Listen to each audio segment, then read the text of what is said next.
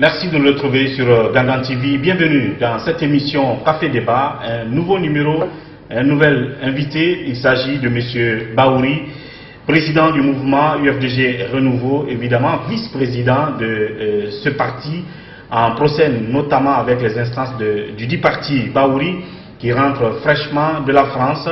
Évidemment, bien de choses qui se sont passées en son insu dans ce pays. Sur le plan politique bien entendu, et on va lui donner la parole pour qu'il se prononce là-dessus. Il est donc sur ce plateau de Café Débat. Monsieur Ba, bienvenue sur ce plateau. Merci de m'inviter et merci à tous les téléspectateurs de Gangan TV. Merci de la disponibilité. Bon, c'est un plaisir renouvelé. Je l'ai dit tout à l'heure, vous rentrez fraîchement de la France, même si les raisons de votre visite en France sont privées, justement. Pas de politique là-dedans. Alors, pendant que vous étiez donc du côté de la France, il y a un certain nombre de choses qui se sont passées. L'actualité évolue.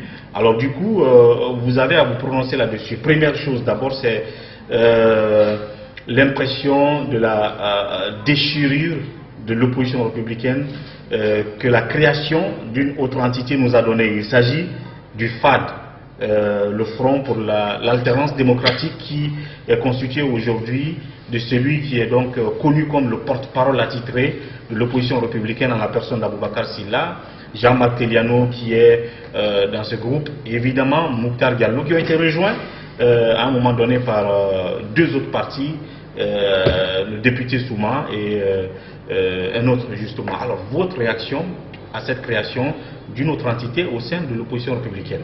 Je pense que c'est une évolution politique très importante où vous avez un chef de file dit de l'opposition qui n'arrive pas à assumer son rôle de chef de file de l'opposition pour de multiples raisons. Et la création du FAD, c'est un échec d'abord pour le chef de file de l'opposition. La création du FAD est un échec pour le chef de file de l'opposition? Bien entendu, parce qu'il a montré qu'il n'a pas la capacité de rassembler. Ses méthodes de gouvernance sont décriées, même par rapport à la gestion de ce collectif. Et les motivations, la stratégie appliquée par rapport aux problèmes politiques que nous vivons aujourd'hui dans notre pays, ces autres pairs des autres partis politiques ont estimé qu'ils les mènent à la catastrophe. C'est la raison pour laquelle ils ont pris leur distance. Alors pour vous, ce n'est nullement une sorte de diversification des alliances au sein de l'opposition ou entre les partis politiques, si c'est qu'il y a le droit. Quand on prend l'UFDG, l'UFDG a eu une alliance parallèle, notamment avec le parti de Sylla, l'UGD, pardon. Oui. Alors ça n'a pas créé de problème. Est-ce que si d'autres créent leur alliance à côté, cela voudrait dire que c'est un quelconque échec du chef de file de l'opposition? Vous savez que la situation politique du pays est en train d'évoluer fondamentalement. Il y a un cycle politique qui a commencé depuis l'indépendance qui est en train de mourir petit à petit. Et l'élection présidentielle de 2015 a sonné le glas d'une certaine façon de faire la politique. Laquelle façon? C'est-à-dire une génération de responsables qui sont marqués par les périodes antérieures, période coloniale, période du premier régime, période de la gouvernance du général Lansana Conté. Cette génération est en train de céder le pas à un autre cycle politique qui est beaucoup plus animé par les jeunes nés dans les années 80, qui est la génération beaucoup plus ouverte sur le monde, beaucoup plus informée, qui est habituée au débat, qui est la génération de Facebook, des réseaux sociaux, qui est devenue un élément fondamental et dont vous êtes principalement les acteurs, vous les journalistes, qui animez les radios, qui animez les télévisions. c'est un autre contexte politique qui est en train de prendre plus de relief. Et les tenants de l'ancien système sont en train de disparaître. Bon, ils ne vont pas disparaître comme cela. Sauf que dans la réalité, quand vous parlez de génération, celle qui est en train de disparaître, j'imagine que c'est la vôtre, mais elle occupe encore la scène, que ce soit, je veux dire la scène politique, que ce soit du côté de la mouvance ou de l'opposition, ce sont les mêmes qui ont appartenu à la même génération, qui se partagent la scène politique aujourd'hui, même si les jeunes sont en train de se battre pour se faire de la place. Il y a une question d'âge, il y a une question de mentalité. Je suis d'accord, absolument. Vous pouvez avoir une mentalité de jeune tout en ayant 60 ans, 70 ans. Parce que vous êtes en phase avec l'évolution du monde. Donc, vous voulez dire donc les acteurs des pratiques anciennes sont en train de céder sous la pression. Donc, bien sûr, ceux qui sont imbibés de la culture autoritaire, de la culture du parti unique, de l'absence de débat, disons d'une volonté, je suis le chef, je fais ce que je veux, je n'ai pas de compte à rendre, ceux-là sont en train de disparaître.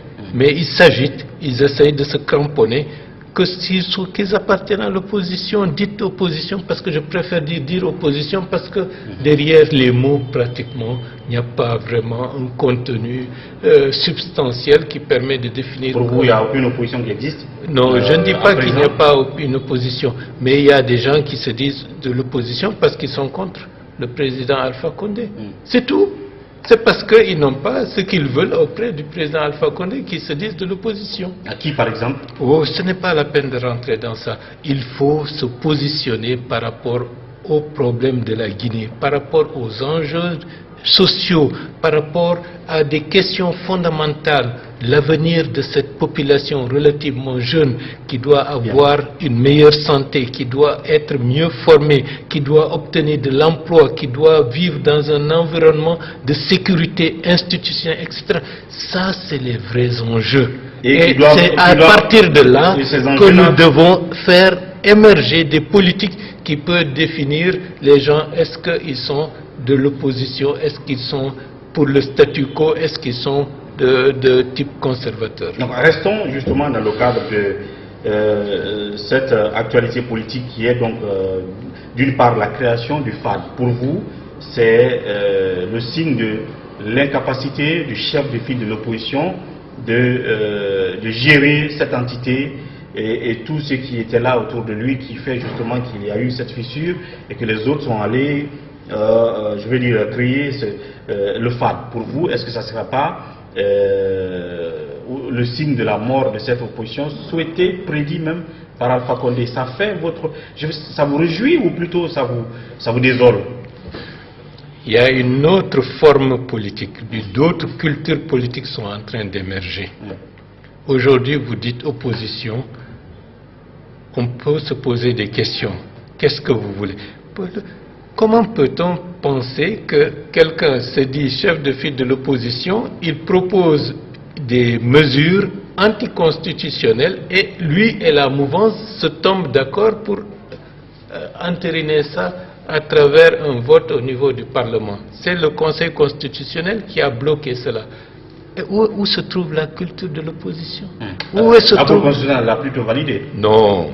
C'est ce qui a été fait? Non, la Cour constitutionnelle n'a pas validé des dispositions anticonstitutionnelles qui sont dans la loi électorale. Premièrement, les deux blocs voulaient faire disparaître au niveau des élections communales les candidatures indépendantes. De fait, en proposant des parrainages de 10% du corps électoral de chaque commune. Ça, c'était la proposition de la mouvance. Peu importe. Vous savez, bonnet blanc, blanc, bonnet. Mais les autres ont accepté cela. Bien. Donc, ils sont tous les deux, de ce point de vue, ils ont privilégié deux intérêts catégoriels, antidémocratiques et anticonstitutionnels. Le Conseil constitutionnel a bloqué cela. Deuxièmement, les deux entités voulaient se partager la gestion du processus électoral. À travers la CENI ou quoi? À travers la CENI, à travers les commission administrative de distribution des cartes. Là aussi, le Conseil constitutionnel a bloqué cela en disant que ce serait violer le principe d'égalité entre les différentes formations politiques. Bien. Et par rapport au point extrêmement important concernant la nomination ou l'élection des chefs de quartier, le Conseil constitutionnel ne s'est pas prononcé. Ce qui veut dire que justement, l'envie de ces deux partis a été confirmée, ou en tout cas le rapport a été confirmé. Rien ne dit. La Cour constitutionnelle l'a validé. Non, ça veut dire que le Conseil constitutionnel ne s'est pas prononcé. Maintenant, la loi électorale, le code électoral, voté par le Parlement le 23 février 2017, ne peut pas être promulgué en l'état puisque comportant des dispositions anticonstitutionnelles. De par la loi, une autre mouture cohérente doit venir à l'Assemblée et l'aspect nomination ou une autre forme de désignation ou d'élection des chefs de quartier, naturellement, il n'est pas interdit que les députés, dans une autre vision beaucoup plus sereine, moins politisée, beaucoup plus soucieux de l'intérêt de la stabilité de la Guinée et de l'intérêt de la démocratie locale, ne remettront pas ça en cause pour nous permettre d'avoir un code électoral qui soit respectueux des intérêts fondamentaux aussi bien de la démocratie que de la décentralisation. Je reviens encore sur la question pour évoluer dans le débat. Je disais donc que si vous considérez que c'est une... je ne sais pas, c'est un échec du chef de file de l'opposition de voir partir d'autres, créer une autre entité, qu'on appelle cela alliance ou pas, est-ce que ça vous désole si cela est le signe de la mort de cette opposition qui devrait pourtant être aussi forte face au pouvoir d'Alpha Condé? Est-ce que ça vous réjouit plutôt? C'est là la question. Non, tout ce qui ne va pas dans l'intérêt de la Guinée, aujourd'hui, demain et pour le futur, il est souhaitable que cela disparaisse de la manière la plus démocratique possible. Donc cette opposition n'était pas bien pour la Guinée. La culture politique qui a prévalu jusqu'à présent a toujours été mauvaise pour la Guinée. Qu'on se dit opposition ou qu'on se dit mouvance, la culture politique qui a dominé le scène et qui a eu à gérer a toujours été mauvaise. Donc une autre méthode, d'autres stratégies, d'autres cultures politiques doivent émerger qui permettront de mettre la Guinée sur les rails. C'est ce que j'appelle l'émergence de ce nouveau cycle politique qui va au-delà de la question momentanément, vous avez l'étiquette opposition, l'autre a l'étiquette mouvance présidentielle. C'est une refonte de la dynamique politique qui est en œuvre et sur le terrain, les populations sont déjà fortement imprégnées à ce niveau-là. Regardez, lorsque vous regardez la scène politique au niveau du Parlement, eux, ils s'entendent, hein? Bien. N'est-ce pas? Pour des intérêts qui leur sont spécifiques, il n'y a pas d'étiquette, mouvance, opposition, ils s'entendent par rapport à des intérêts essentiels les concernant. La population, de manière globale, doit s'entendre également sur des questions essentielles concernant son présent et son avenir, et c'est ça qu'il faut mettre en avant. Et une autre forme, je ne dis pas opposition, je ne dis pas mouvance, d'autres formes politiques sont en train de petit à petit de prendre le terrain en marche. Et c'est cela que nous sommes en train de construire. Et de ce point de vue, par rapport au régime actuel, je mène une démarche constructive d'émergence d'une opposition constructive. Pourquoi je dis opposition? Parce que je ne suis pas de la mouvance présidentielle. Et pourquoi je dis constructive? Parce que j'estime que la situation de notre pays impose d'avoir une vision beaucoup plus large, une vision qui va au-delà des cloisonnements qui ont été érigés par le passé et qui n'ont pas fait prospérer la Guinée, au contraire, qui ont plombé l'avenir de ce pays. Et il faut que ça tourne et qu'on puisse avancer. Est-ce que Bahouri entend d'une manière ou d'une autre s'allier à la démarche politique désormais de cette alliance qui est le FAD? Est-ce que vous entendez un jour vous impliquer dans leurs actions? Je les salue, je les encourage, mais je dis, au-delà même d'opposition, même la mouvance aujourd'hui, le multipartisme a 25 ans dans notre pays. Il faut qu'on fasse le bilan de ce multipartisme. Est-ce que ça a avancé? Est-ce que ça a permis d'asseoir des institutions fortes? Ou au contraire, ça a fait que les choses ont évolué autrement? Faisons le bilan, remettons-nous en cause, interrogeons-nous des meilleures pratiques et de meilleures stratégies et de meilleures méthodes pour faire avancer la Guinée, pour faire émerger une conscience politique citoyenne pour nous permettre d'aller dans le sens du développement, dans l'intérêt de tous les Guinéens, en mettant de côté toutes les cultures violentes, stigmatisantes qui ont perduré durant ces 60 dernières années, c'est-à-dire depuis l'indépendance de notre pays jusqu'à présent. Ce sont là vos souhaits, mais je reviens encore là-dessus. Est-ce que sur le terrain, dans les jours à venir, Bahouri pourrait être en activité avec les gens du FAD, puisque vous appréciez leur démarche de se distancier de Cellou Dalein Diallo et de ses proches?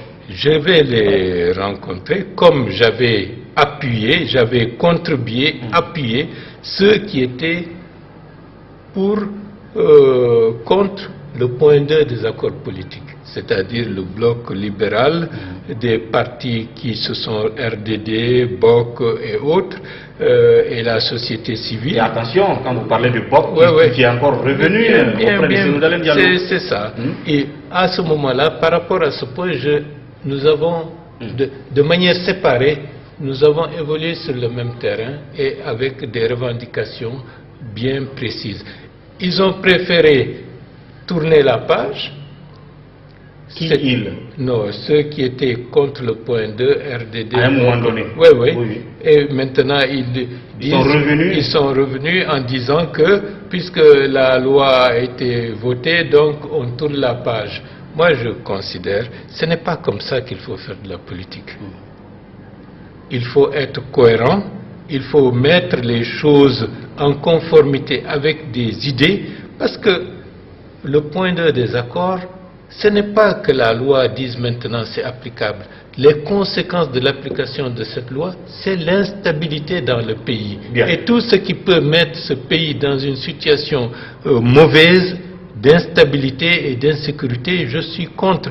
Maintenant, si vous appuyez ceux qui ont fait ça, libre à eux. C'est pour dire que dans les sigles, alliances, autres, il y a certaines structures qui voient les choses purement de manière électorale.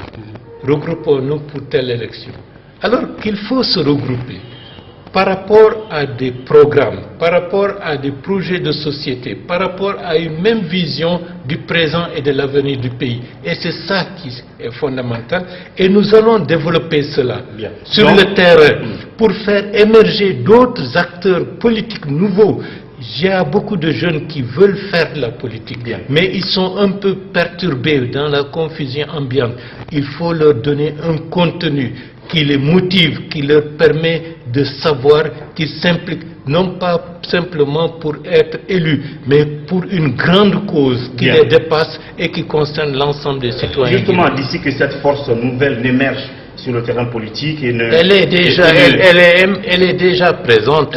Elle est déjà présente. C'est une question de clarification, c'est une question d'organisation, mais d'ici les prochains mois, elle deviendra plus forte. En attendant. En attendant encore, je voulais la réponse claire. Ça veut dire qu'il faut s'attendre un de ces jours que Bahouri harmonise ses stratégies avec celles des gens du FAD. Pourquoi pas? Voilà. Donc on va évoluer sur la question. Parlons encore de manifestations. Cellou Dalein Diallo et certains de ses proches, cette fois-ci en opposition avec les membres du FAD, a planifié donc une série de meetings d'abord, puis après de manifestations ou sinon de marches qui aura lieu le 2 août. Quelle est votre lecture de cette démarche de Cellou Dalein Diallo avec certains qui sont autour de lui, Makanera et Papa Koli et bien d'autres, Et de l'autre côté, les membres du FAD qui étaient opposés à cette marche. Votre lecture? Vous savez, à partir de l'élection présidentielle d'octobre 2015, j'ai été très clair. J'ai dit à tout le monde, à haute intelligible voix, le 12 octobre, lorsque Sellou a demandé à ce que les gens descendent dans la rue, et en rajoutant quiconque meurt, c'est parce que Dieu aura voulu qu'il meure, le lendemain, j'ai dit non. On en a assez de voir du sang versé et que ces manifestations, telles qu'elles sont organisées, ne riment absolument pas à grand-chose parce que derrière, il n'y a aucune stratégie véritable allant dans le sens de l'intérêt de la Guinée de manière globale. Vous savez ce qui est advenu. Grâce à Dieu, la Guinée a évité une crise post-électorale sanglante et certains continuent toujours dans cette stratégie. La Guinée change. Ces manifestations, déjà ils ont fait des meetings à Kaloum, ils en ont fait je crois, à Matam, à Ratoma et puis à Matoto, tout ça. La manifestation du 2 est à venir. Vous pensez que c'est non sensé, ce n'est pas motivé du tout, il n'y a pas de raison valable pour cesser une manifestation, juste pour mettre la vie des gens en danger, c'est ça? Il y a cela, c'est ce que les partis du FAD ont compris, c'est pour cela qu'ils ont pris leur distance, mais je dois dire que la profonde motivation de cette agitation, c'est par rapport à l'organisation de procès de l'assassinat du journaliste Mohamed Koula et de la tentative d'assassinat sur ma personne où Sellou Dalein et ses proches sont directement impliqués et il faut qu'ils répondent devant la barre.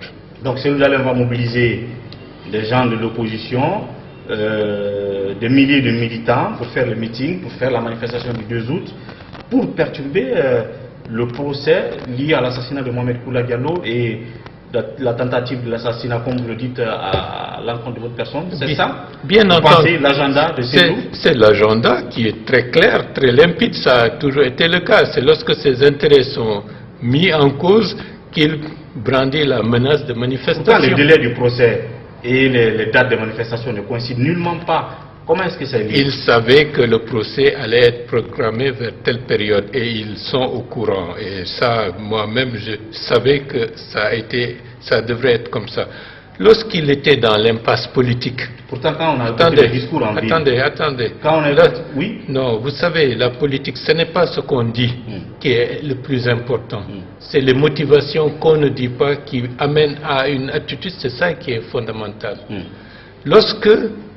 au lendemain de l'élection présidentielle du 11 octobre 2015, Sellou avait dit qu'il n'allait jamais reconnaître l'élection du président Alpha Condé, oui ou non? Bien. Octobre 2015 jusqu'au mois d'août 2016, il n'y avait pas de contact officiel public entre lui, dit chef de file de l'opposition, et le président Alpha Condé. Pour sortir de cette impasse, il fallait qu'il rencontre officiellement le président Alpha Condé. Et c'est la justification de la manifestation du 16 août 2016 où ils avaient mobilisé pour dire c'est contre la lutte contre les déchets dans les quartiers, la mauvaise gouvernance, la vie chère. Parce qu'il fallait trouver le justificatif politique pour qu'on dise au nom de la paix, au nom du dialogue, que les protagonistes se retrouvent autour de la table. C'est ce qui a été fait, malgré que le jeune Thierno Hamidou a été tué ce jour-là par un policier, dont le jugement n'est pas encore explicité. Donc, après le 16 août 2016, qu'est-ce qui s'est passé? Il a rencontré le président Alpha Condé. Et à partir de là, il a déclaré qu'il fait confiance totalement au président Alpha Condé, oui ou non? Parce que le président avait pris les engagements pour une première fois. Non, parce que... devant tout le monde, devant le monde entier. Oui, mais il y a la loi. Hein. Il ne faut pas croire que les accords vont remplacer la loi et la Constitution. Ceci dit, le vrai engagement, c'est par rapport aux avantages donnés aux chefs de file de l'opposition. Les décisions concernant les 5 milliards par an, c'est à la suite de la manifestation du 16 août 2016. Bien. Maintenant, il y a le procès qui est là. Une personne a été tuée. Un assassinat politique a été programmé contre ma personne. grâce à Dieu, je suis vivant. Quelqu'un d'autre a été tué. Qui sont les commanditaires? Qui sont les responsables? Et de ce point de vue, la justice est tenue... Attends, on va parler du procès la justice est prévu. Moi, je voudrais qu'on finisse avec les manifestations qui sont programmées là. Pour vous, ça n'a aucun fondement. Les raisons évoquées par Cellou Dalein Diallo et ses proches lors des différents meetings qui ont déjà été tenus, la mauvaise gouvernance, la pauvreté, la précarité que vit notre pays, la mauvaise volonté de la gouvernance Alpha Condé de vraiment nous amener vers les élections locales.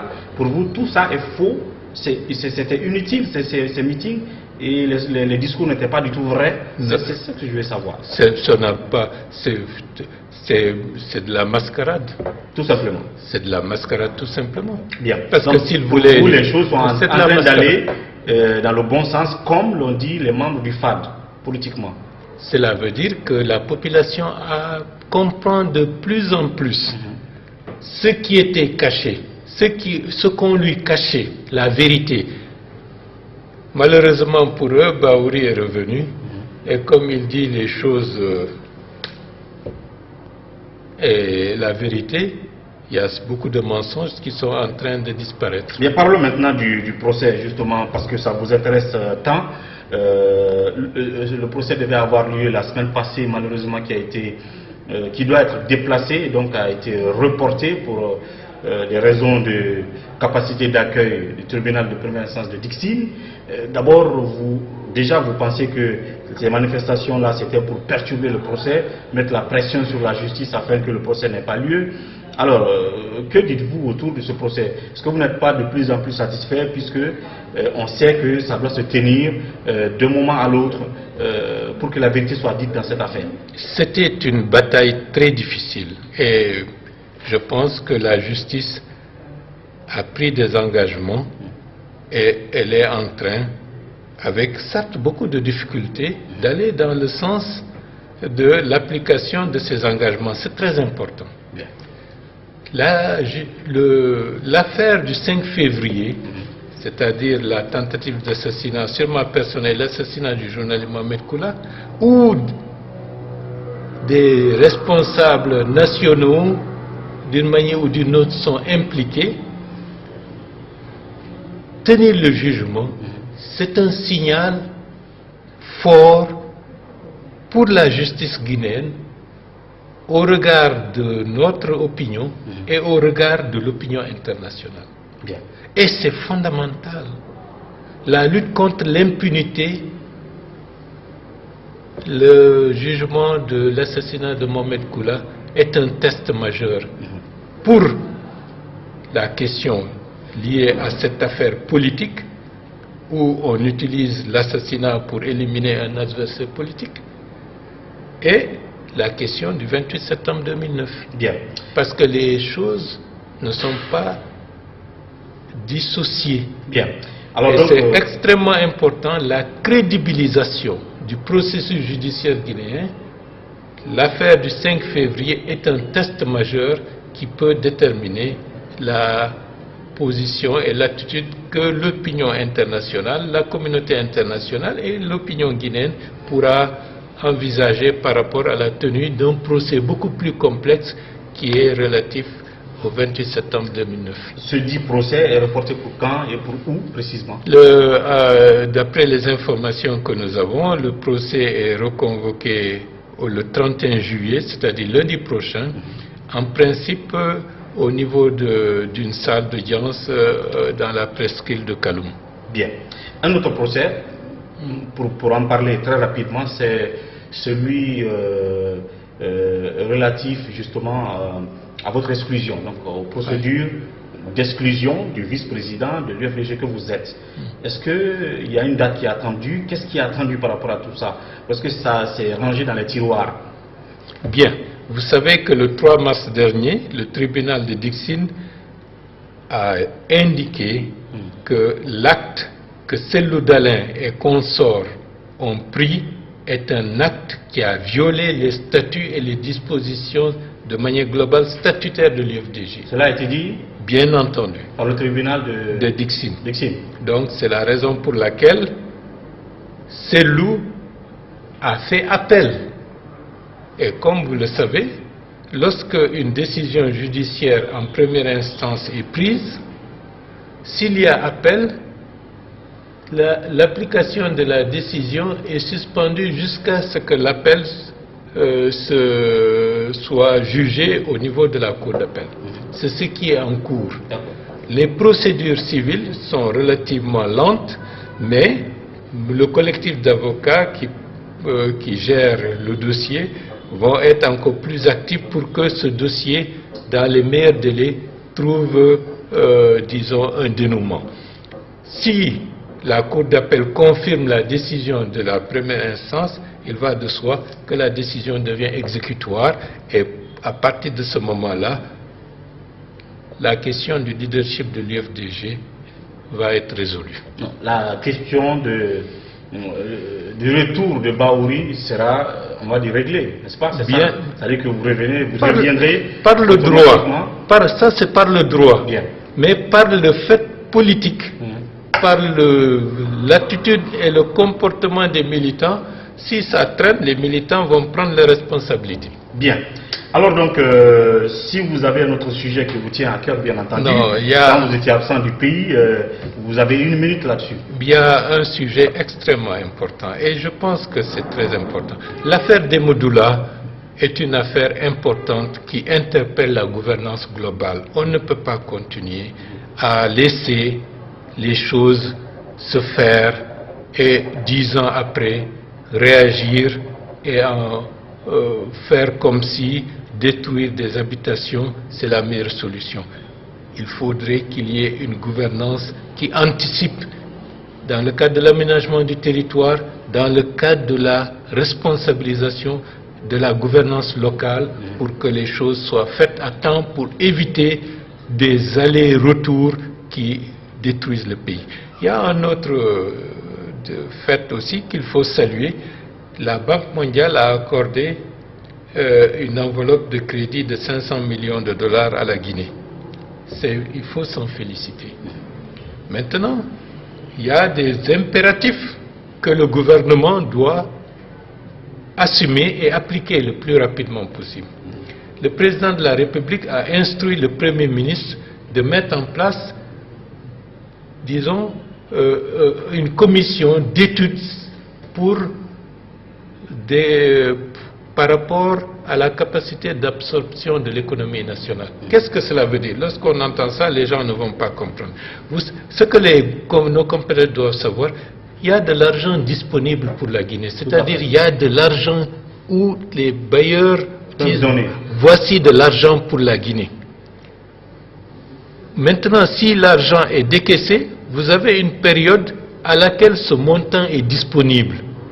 Durant la période où ce montant est disponible, il faut que vous ayez les projets, les programmes pour l'utilisation dans la période impartie de ces montants-là. Pourvu que ces projets soient bien montés. Bien sûr. Si le projet est mal monté, il va de soi, ça va connaître des retards. Bien. Ça aussi, c'est une cause de la faible capacité d'absorption de l'économie guinéenne. Cela veut dire qu'il y a un ensemble de problèmes que l'administration guinéenne au plus haut niveau doit résoudre pour qu'un projet, une enveloppe qui est donnée le 31 décembre 2015, les utilisations de ce fonds doivent se faire au plus tard le 31 décembre 2016. Il faudrait que durant toute l'année, que les programmes soient agencés de telle manière que l'argent soit utilisé et que le projet soit mis en marche. Mais si par contre vous avez des goulots d'étranglement, les dossiers sont mal montés,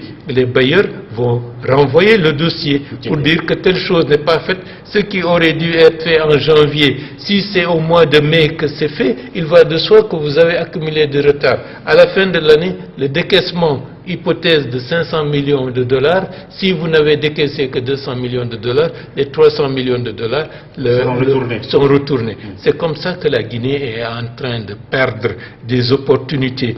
Et les gens s'interrogent pourquoi certains pays reçoivent 1 milliard de dollars. C'est quand même la gouvernance d'affaires il faut indexer dans ce sens. Non, il faut pas... Si vous n'avez pas mis les cadres là où il faut, non, il y a de bons projets, c'est comme ça qu'on peut, je sais pas, qu'on peut observer la situation, monsieur Ba. Bien sûr, le président...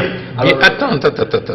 Le président Alpha Condé est en situation de responsabilité. Mais la faible capacité d'absorption de l'économie guinéenne, lorsque M.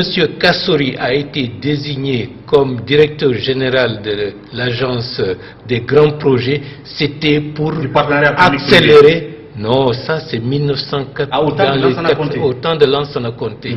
C'était pour accélérer la capacité de l'administration guinéenne à être en mesure de monter des dossiers le plus rapidement possible pour accroître la capacité d'absorption de l'économie nationale de ce pays.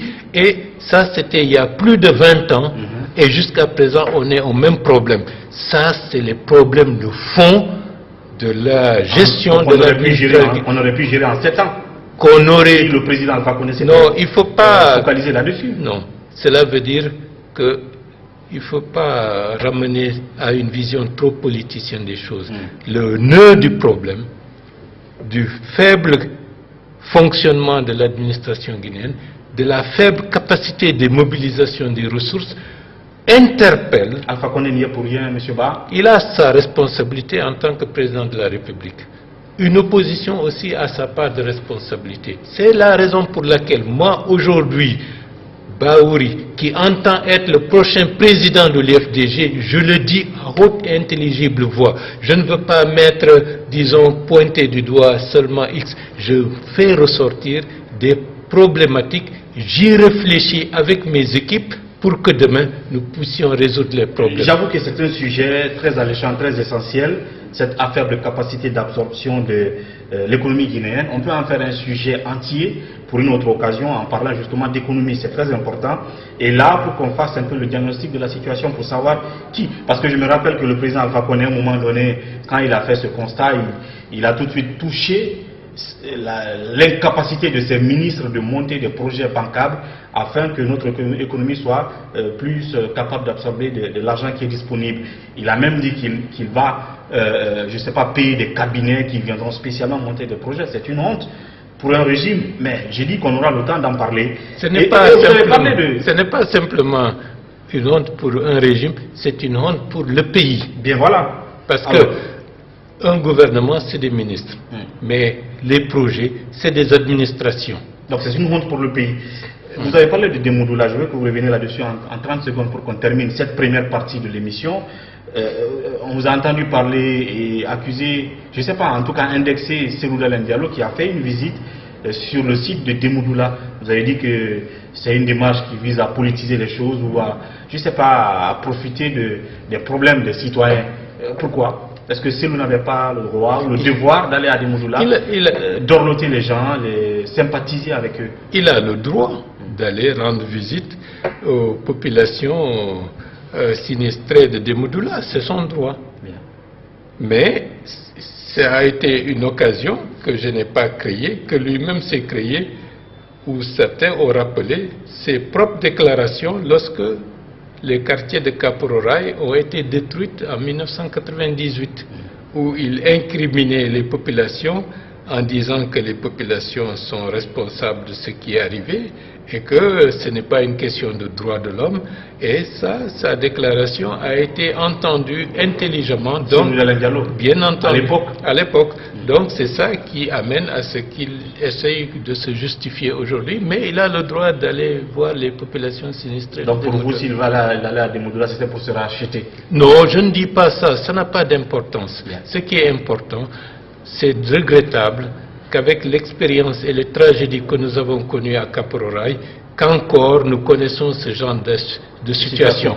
La responsabilité est partagée, mais la responsabilité de ceux qui gouvernent est beaucoup plus fondamentale, parce que ceux qui ont autorisé l'occupation de cette zone réservée, ce n'est pas les populations qui sont venues et qui se sont installées comme ça. Il y a eu des gens dans l'administration qui ont donné des documents, qui ont laissé faire, la gouvernance locale, les mairies ont laissé faire. Donc, mais lorsqu'on casse la maison de quelqu'un qui est citoyen guinéen, l'obligation de l'État, c'est de donner un toit à chaque citoyen. Donc de les dédommager. Il y a le dédommagement, mais aussi il ne faut pas s'arrêter simplement à faire que les victimes deviennent doublement victimes. Les responsables de ce genre de gouvernance doivent être incriminés. C'est ça qui permettrait d'arrêter cette forme d'impunité où certains, pour une simple signature, en se disant cette signature me rapporte des millions et des millions, après on ne parle plus de ça, ceux qui signent sont les vrais responsables. Voilà, Monsieur Bahouri, merci d'être passé dans cette émission. À très bientôt. Merci bien. Voilà, donc c'est la fin de cette première partie de Café Débat qui recevait M. Bahouri sur l'ensemble de ces questions. Dans la seconde partie, très brève d'ailleurs, pour 5-6 minutes, je recevrai tout de suite Sékou Jamal Pendessa là pour parler de ce mouvement qui viendrait donc du Fouta Djallon et qui soutient Alpha Condé, on ne sait pour quel projet, et puis bien entendu d'autres sujets consistant au retrait, visant donc le retrait de la mouvance du cadre du comité de suivi du dialogue politique. Nous en parlons aussi tout de suite avec Sékou Jamal Pendessa, juste après la pause D.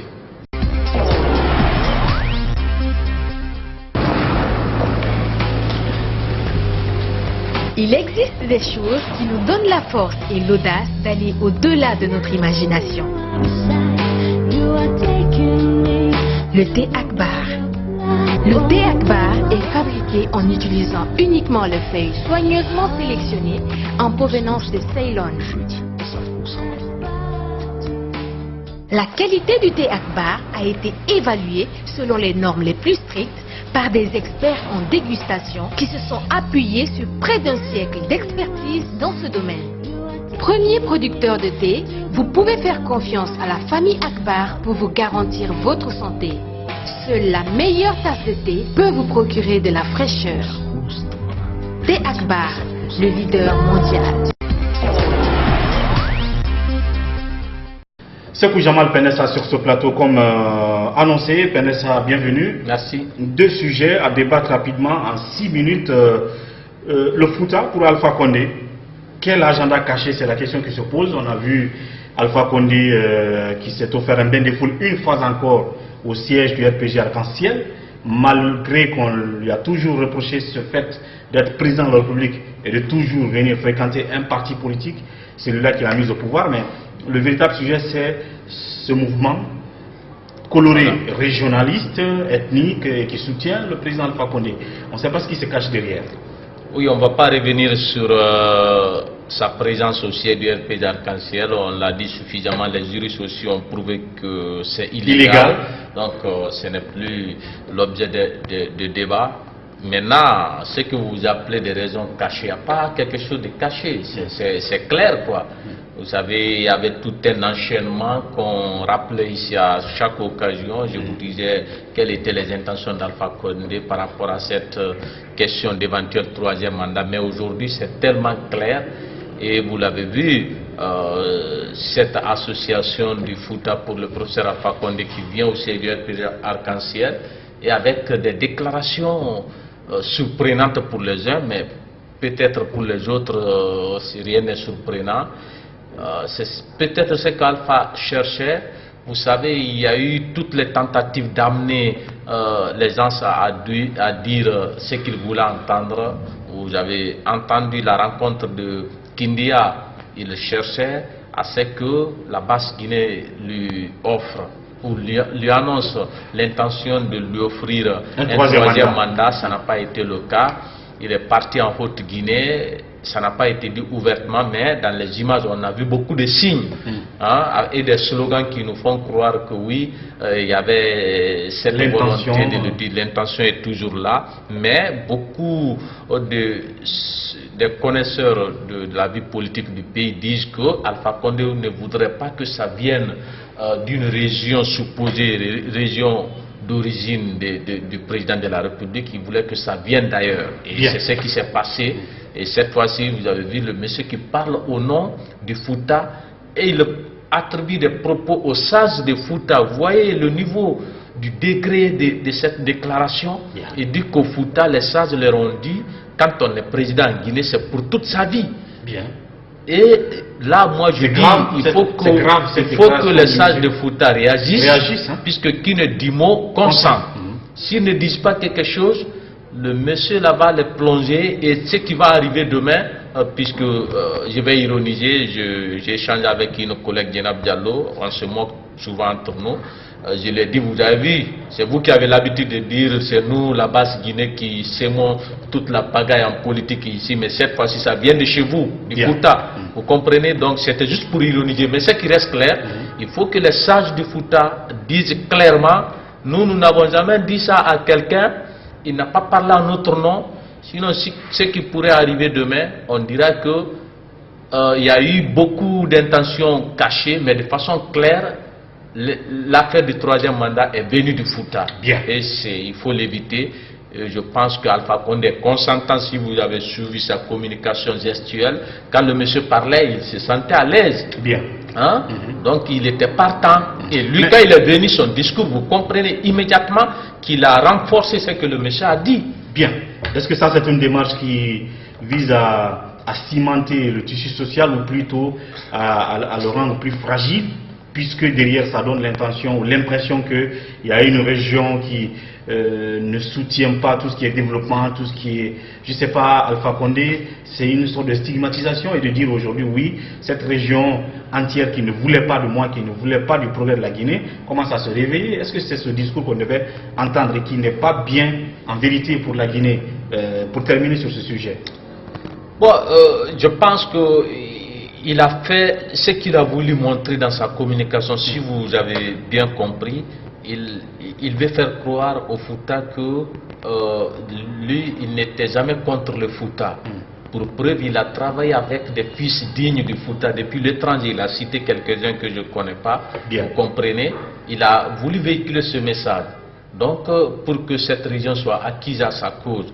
Et il vient dire, il y a eu beaucoup de soutien au Fouta, mais on les terrorisait. Absolument. Hein? Il a rappelé cela. On les terrorisait, si fait qu'ils ne voulaient pas sortir. Donc, faites en sorte que toutes ces, comment dirais-je, bonnes qualités parmi les dignes fils de la Guinée sortent de l'ornière pour ne pas laisser place à ceux-là qui font du bruit. Il fait allusion à Cellou Dalein ouvertement, vous comprenez? Donc, il pense que c'est des gens qui font du bruit. Vous avez vu, il a attaqué l'opposition encore. Et dans son discours, vous comprenez aisément que Alpha Condé a des projets tout à fait qui partent au-delà de la Guinée. Et quand il vous dit il veut empêcher le développement, mais qu'on veuille ou pas, moi je vais développer la Guinée. Et pour quelqu'un qui n'a que 2 ans. Qui n'a que 2 ans. Et il a dit, ils avaient fait la même chose à Sékou Touré. Cette fois-ci, il fait des pics à l'Occident. Il dit, mais moi, ils ne pourront pas. Quel qu'en soit ce qu'ils vont faire, il faut que la Guinée se développe. Donc, ce qu'il n'a pas fait en 7 ans, s'il est ainsi, il faut que la Guinée se développe. Cela veut dire qu'il va continuer. Il est là longtemps jusqu'à ce que donc, il ne faut pas être étonné si on se retrouve en face d'un scénario du genre 2007. Hein? Non, alors, ça c'est clair maintenant. C'est clair, c'est au peuple d'être vigilant. Mais le monsieur a tout à fait l'intention de nous diriger vers ça. Et il y a aussi malheureusement des groupuscules qui veulent l'accompagner dans ce sens. Et l'accord politique du 12 octobre, en 1 minute, on nous annonce que le chef du groupe parlementaire de la mouvance qui annonce qu'il se retire du comité de suivi des accords du 12 octobre pour la raison que l'opposition est dans la rue, alors que en réalité ils sont actuellement en train d'animer ce comité de suivi pour faire l'état des lieux. Alors est-ce qu'il y a une raison valable à ce retrait de la mouvance? Bon, on a eu Amadou Damaro Kamara hier, il est actuellement à Ouaga. Il nous a dit au téléphone qu'on a diffusé dans le journal, il dit que l'opposition s'est retirée, la mouvance s'est retirée puisque, comme vous l'avez dit, du comité de suivi ou du dialogue politique en général, parce qu'on ne peut pas être à la fois autour de la table de négociation et dans la rue. Donc il dit quand l'opposition va finir d'organiser ses manifestations de rue, la mouvance va revenir autour de la table. Donc il pense qu'il n'y a aucune raison aujourd'hui. Il dit ça tombe bien. C'est même le constat est fait et partagé même par l'opposition. Vous avez écouté un représentant de l'opposition, et là il faisait allusion à Bakar Silla, qui vous a dit lors de la dernière rencontre qu'il y a eu des avancées considérables qui ont été enregistrées. Donc nous, on ne trouve aucune raison de redescendre dans la rue. Pour eux, c'est des intentions inavouées. L'opposition a un agenda caché. Est-ce qu'il n'y a quand même pas une part de vérité dans ce discours vous savez dire pas de vérité clairement. Ce qui reste clair, les raisons évoquées pour cette fois-ci, l'opinion ne partage pas tout à fait. En tout cas, ce n'est pas est divisée sur la question. Ce n'est pas fondamentalement politique. Vous comprenez, si on nous annonce que c'est à cause des accords du 12 octobre, mais fondamentalement le point qui divisait les deux là, ils se sont entendus, même si nous on n'était pas partants. Malheureusement, la Cour constitutionnelle a validé. Et la Cour constitutionnelle a validé ce point là. Je ne vois pratiquement pas de raison valable pour redescendre dans la rue. Bien. Mais si ce n'est les raisons sociales. Mais là, c'est venu se greffer quand Cellou a compris que ces arguments n'étaient pas bien fondés sur le point des accords du 12 octobre. Pour aller à ces manifestations. Lors des meetings, vous le voyez évoquer d'autres sujets qui n'avaient rien à voir avec le mot d'ordre. Et cette fois-ci, il parle de l'insécurité, de la vie chère, la mauvaise gouvernance, des détournements, troisième mandat même, ces derniers temps qui a pris une place de choix dans le débat. Dans le discours. Oui. On verra bien comment ça va continuer. Est-ce que le retrait de la mouvance de ce cadre de dialogue fera revenir peut-être l'opposition des rues, ou est-ce qu'elle va continuer à occuper les rues? En tout cas, au moment où nous enregistrons cette émission, l'opposition a une réunion, une plénière. On ne sait pas qu'est-ce qui va en résulter. Voilà. Bien. Merci Penessa d'être passé dans cette seconde partie de Café Débat. Merci. À vous, merci de votre fidélité, de votre attention. À demain pour un autre numéro de Café Débat. D'ici là, prenez soin de vous et au revoir.